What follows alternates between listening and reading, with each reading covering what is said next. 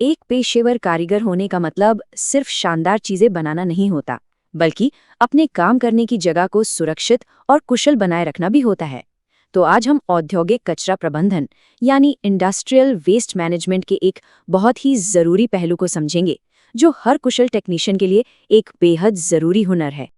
अच्छा, तो चलिए शुरू करते हैं। जब हम अपशिष्ट पदार्थ या वेस्ट मटेरियल की बात करते हैं तो हमारा मतलब उस हर चीज से है जो काम के दौरान कचरे के रूप में निकलती है।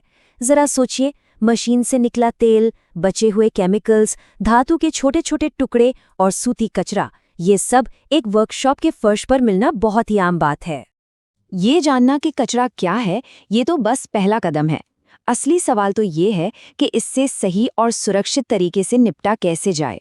देखिए, ये सिर्फ सफाई का मामला नहीं है, ये सुरक्षा और पर्यावरण की जिम्मेदारी का भी सवाल है।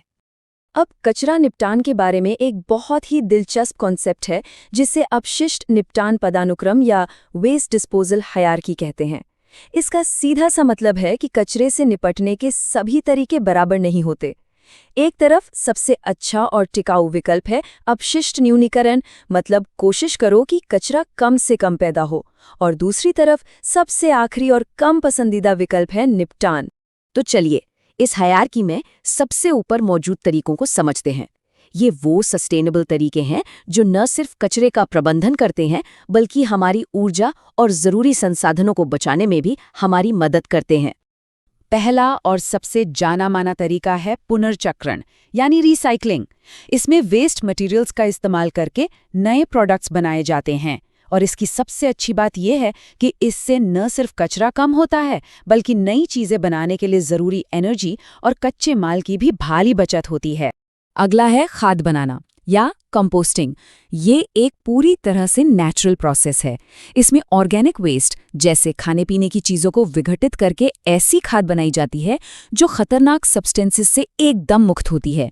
ये पर्यावरण के लिए वाकई एक बहुत शानदार तरीका है। अब उन तरीकों पर आते हैं जो हायरार्की में थोड़ा नीचे हैं, लेकिन कचरा प्रबंधन के लिए फिर भी ज़रूरी हैं। इनका मेन फोकस कचरे की मात्रा को कम करना और उसे सही ढंग से मैनेज करना होता है। भस्मीकरण एक ऐसी प्रक्रिया है जिसमें कचरे को बहुत ज्यादा तापमान पर कंट्रोल करके जलाया जाता है। इसका दोहरा फायदा है। एक तो ये कचरे की मात्रा को बहुत हद तक कम कर देता है, और दूसरा, इससे पैदा होने वाली गर्मी या ऊर्जा का इस्तेमाल बिजली बनाने जैसे कामों में भी किया जा सकता है।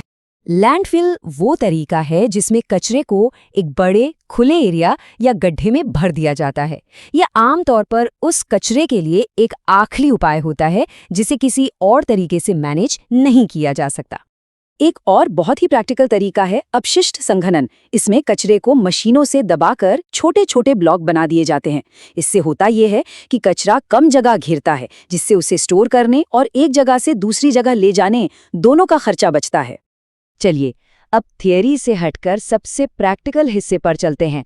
कचरे को सही ढंग से अलग करना। सही डिब्बे में सही कचरा डालना एक सुरक्षित और व्यवस्थित वर्कशॉप की नींव है, और इसी काम को आसान बनाने के लिए कलर कोड बनाए गए हैं। इसे याद रखना बहुत ज़रूरी है। कागज़ के लिए है नीला बिन, प्लास्टिक के लिए पीला, धातु के कचरे के लिए लाल बिन का इस्तेमाल होता है, कांच को हरे बिन में डाला जाता है, और खाद्य पदार्थ या बचे हुए खाने के लिए है काला बिन। ये आसान सा क्लासिफिकेशन रिसाइकलिंग की प्रक्रिया को बेहद आसान और प्रभावी बना देता है। तो इस पूरी चर्चा से 3 मुख्य बातें निकल कर आती हैं। पहली, हमेशा हायरार्की को ध्यान में रखें, सबसे अच्छे विकल्प से शुरू करें। दूसरी, हमेशा रिसाइकलिंग जैसे टिकाऊ तरीकों को प्राथमिकता दें। और तीसरी और सबसे ज़रूरी, कचरे को हमेशा सही रंग कोड वाले बिन में ही डालें। एक बात हमेशा याद रखनी चाहिए, एक कुशल कारीगर की पहचान सिर्फ उसके बनाए प्रोडक्ट से नहीं होती, बल्कि उसके काम करने के तरीके से भी होती है। कचरे का सही निपटान करके वो ना सिर्फ अपनी वर्कशॉप को सुरक्षित रखता है, बल्कि एक बेहतर और सुरक्षित भविष्य बनाने में भी योगदान देता है। तो सवाल यह है कि इस कोशिश में हर कारीगर की भूमिका क्या होगी।